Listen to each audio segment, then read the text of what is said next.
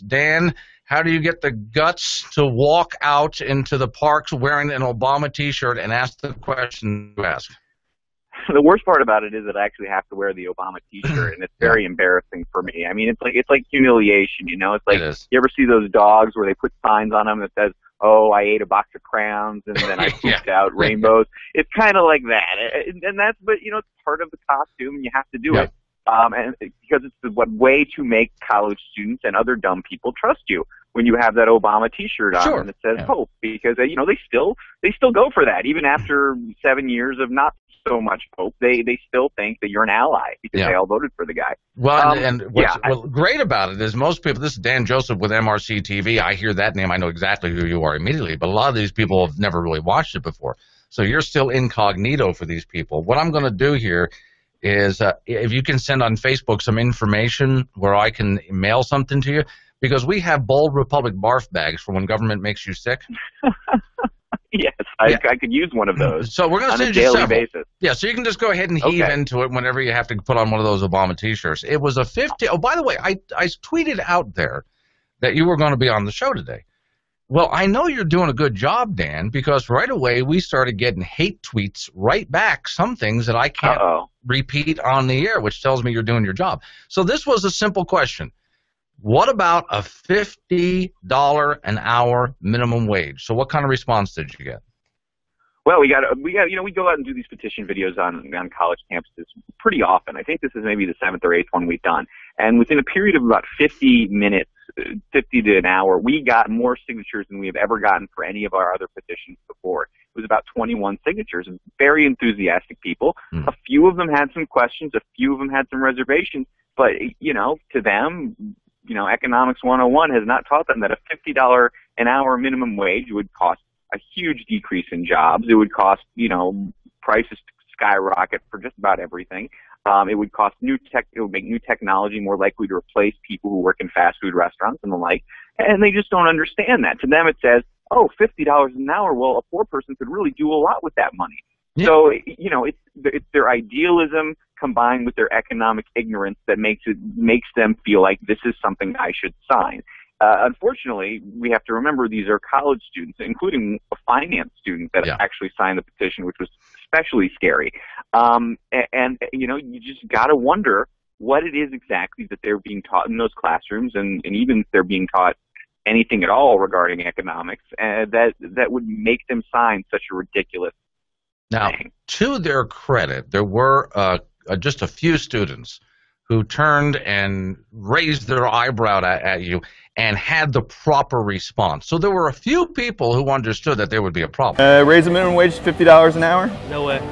Yes, there were. And then, you know, kudos to them. We did try to show them in the video. One guy said the minimum wage was racist. I'm not sure if I agree with that entirely, but you're strongly against it. Dude, this is a very, very racist law. Like the very racist? It is true that minimum wage will cost more minorities their jobs, whether that's because of racism or because of, you know, basic minorities working those job positions. But yes, you know, we had people who do understand.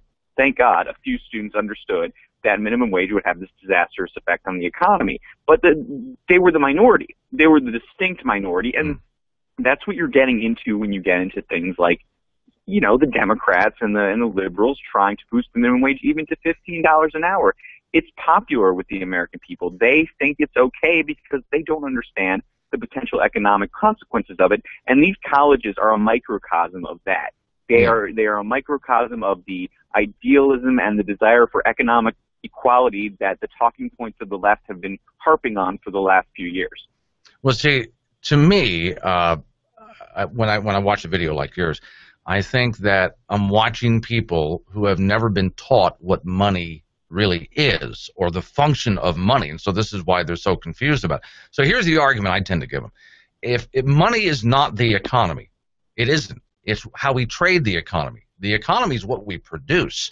So if somebody's flipping a little greasy burger patty, a little chunk of meat for the dollar menu, they're not producing enough in a day to be able to survive. But on the other hand, if you got a trade as a welder, if you go to North Dakota right now, you can earn 6 figures because you're producing something that is worth more in the economy. Now, if you want to see some really bad reaction to that, that's truth. That's the truth of the matter. Say that and watch the angry reaction you get over basic economics. Right. Well, and this is why it's harder being a conservative candidate for any office or a conservative in general than it is to be a liberal, because the truth of the matter is that some people have a certain set of skills that are more valuable to society than other people. There are a lot of people who can flip burgers. There are not a lot of people who can run a multi-million-dollar corporation. There are a lot of people, unfortunately, or, I hate to say it, there are a lot of people who can teach out there. There are not a whole lot of people who can hit a baseball 300 feet over a fence, whether you like it or not. We pay for rare skills and particular skills, and we pay more for them. You say that to a liberal, and they say, they have a collectivist mindset, and they say, whoa, we all work just as hard as each other. No one works harder. We all are in this together. You didn't build that. And that's the message that people want to hear, especially the people at the bottom. They want to hear, well, yeah, I go out there and I work 8 hours a day, and sure, I don't, have any special skills I don't have a skill that anyone couldn't do, but at the same time, I work hard, I sweat, I do something, therefore I deserve to make as much as anybody else, even those people who do have a certain particular set of skills. And you can't make that argument, and especially in a presidential campaign. You hear Hillary going out there and Obama going out there these days talking about middle-class economics. Well, what is middle-class economics? They haven't even explained it yet. But what it is, it's a class warfare tactic, which is intended to set the middle class against the wealthy. And that's what this next campaign is going to be about. And that's sort of what I exposed in this video, I hope. I could seriously talk to you for about an hour on this topic here, but I want to make sure people can follow you, because every time you post something, I'm right there on it. So people can find MRCTV and where do they find you on social media?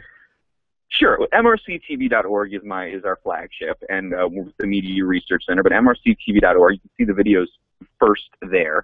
My Facebook page, which has actually been growing rapidly since this video was released, it's www.facebook.com/DanJoseph78. You can find my channel on YouTube, where I put up a lot of other stuff, songs, skits, that kind of thing. That's also DanJoseph78. Just Google search it or type it into YouTube. And my Twitter is @DanJoseph78. So there are a lot of places that people can follow me, can see our stuff. And, thank you so much for having me on your show. I didn't even know it snowed in Wyoming in the spring. That blows my mind. How much snow are you going to get? I don't know how much, but it's the big fat flakes. Here, I'll give you an idea. Early October, it begins. Then it teases us with spring for just a little while, and just when we get used to walking around in 50-degree weather without coats, all of a sudden, here comes the snow again, just because, well, Mother Nature is a cruel, evil woman, Dan. Yeah, well, you know what? Next time I go out and complain about it being 40 degrees and 50 degrees in the spring, I'm going to think of you, and I'm going to say, you know what? I could have it worse. Well, here, I have it far worse than that. Dan, I'm a Florida boy. I grew up in southern Florida on an island, so I'm really... Yeah, I was in Southern California for a long time, too, so my blood is thin, and it's hard to take this kind of thing. All right, well, I will look for another excuse to have you back on, and people can always find your videos on my website, too, because I'm posting them all the time. Thanks for coming on. Thank you so much. Great to be on.